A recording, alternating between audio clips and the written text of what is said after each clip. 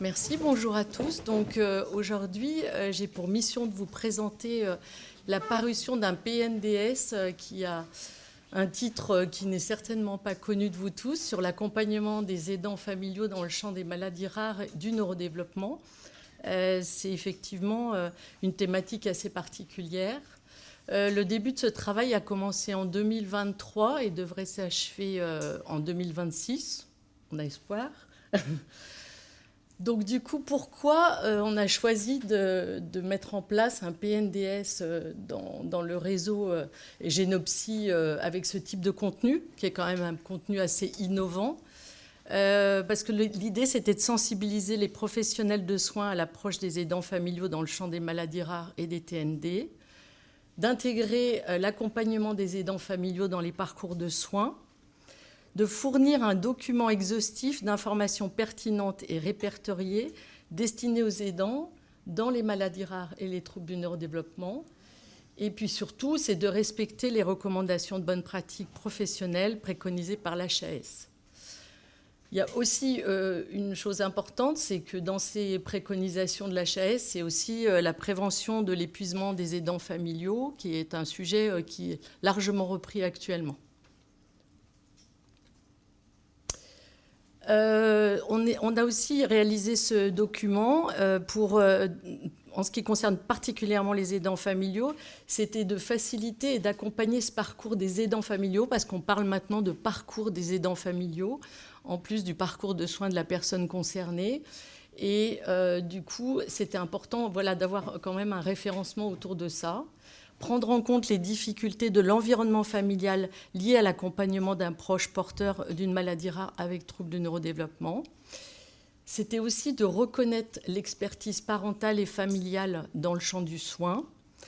Et puis, en vue de la littérature générale, qui a pu faire l'objet de l'argumentaire scientifique, on constate aujourd'hui que le travail conjoint famille-soignant est un bénéfice pour le parcours de l'usager.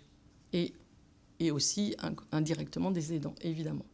Ce document du PNDS, il est en cours de validation auprès de l'HAS.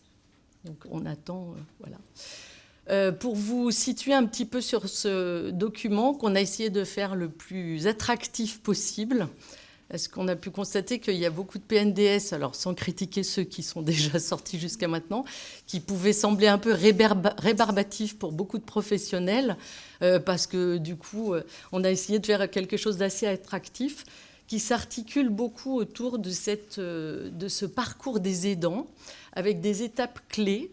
Alors, ces étapes clés, elles ont été reconstruites, elles ont été co-construites avec les associations de famille.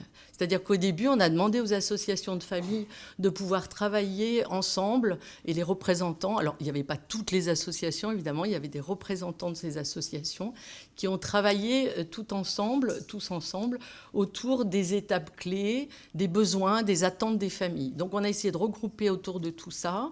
Et avec le groupe multidisciplinaire, on a pu travailler aussi autour de ces étapes.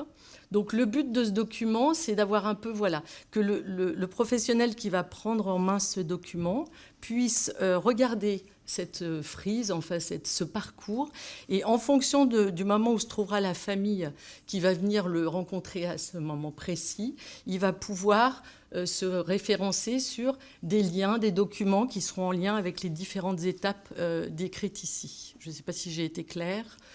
Donc ça, on a essayé de faire quelque chose d'attractif, de coloré. Bon, est-ce que ça va être validé par l'HAS? On verra, mais bon. Voilà. Donc, on m'a dit d'être assez succinct. Ah bah oui, on viendra vous le présenter quand il sera terminé, mais là, pour le moment, on ne peut rien vous dire de plus. Voilà, on pense vous avoir dit l'essentiel. Voilà.